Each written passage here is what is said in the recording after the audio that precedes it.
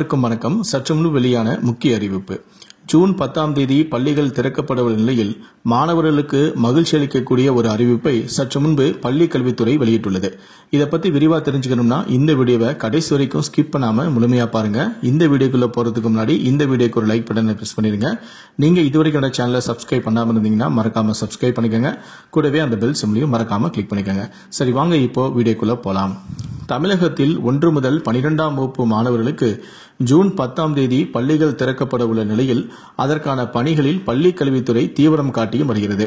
2024-25ஆம் ஆண்டுக்கான மாணவர் சேர்க்கையும் விறுவிறுப்பு பெற்றும் உள்ளது. தமிழ்நாடு மாநில பள்ளி கல்வி திட்டத்தின் கீழ் பயில வரும் மாணவர்களுக்கு தேவையான உதவிகளை அரசு மேற்கொள்ள பல்வேறு நடவடிக்கைகளையும் எடுக்கப்பட்டுள்ளது.